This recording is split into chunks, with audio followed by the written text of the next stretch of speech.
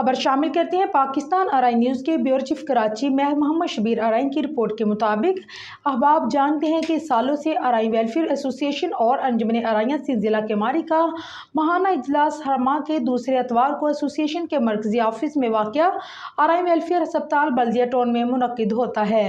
Election اور رمضان المبارک کی بنا پر عارضی تعطل کے بعد حسب معمول اجلاس 12 مئی کو صدر محمد صابر آرائی کی زیر صدارت منعقد ہوا، جس کا ایجنڈا سیکرٹری جنرل رضوان شاہد آرائی نے پیش کیا اور اجلاس کی کارروائی آگے بڑھائی اور کارکردگی سے آگاہ کیا۔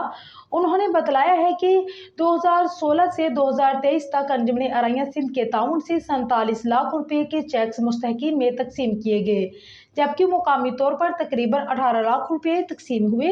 اس عرصے میں ہزاروں لوگوں کو راشن دیا گیا۔ روزگار اسکیم کے تحت کئی درجن بچیوں کو سلائی مشینیں بھی دی گئی۔ ڈگری سے جلنے سے شدید زخمی بچے کے علاج معالجے پر ہونے والے 4 لاکھ روپے خرچ کیے گئے۔ ضلع کیماری میں 3 سلائی سینٹر قائم کیے گئے، جن سے 2 سینٹرز نے اعلیٰ کارکردگی کا مظاہرہ کیا۔ 22واں فری کیمپ A19 میں منعقد ہوگا۔ 12 مئی کے اجلاس میں 85,000 مالیت کی 5 چیکس مستحقین میں تقسیم کیے گئے، جبکہ برادری کے قوت سماعت اور قوت گواہی سے مرحوم ایک فرد کو ایک نابینا شخص کو کیش مدد فراہم کی گئی اور روزگار اسکیم کے تحت 2 بے روزگار افراد کو ٹھیلے اور اس پر سامان رکھنے کے لیے کیش رقم دی گئی، جس میں برادری کی معروف مخیر شخصیت چودھری عطا محمد کا تعاون حاصل ہوا۔ ایک خاتون کو سلائی مشین دی گئی۔ اجلاس میں مرحومین اور فلسطین کے مسلمانوں کے لیے دعائے خیر کی گئی۔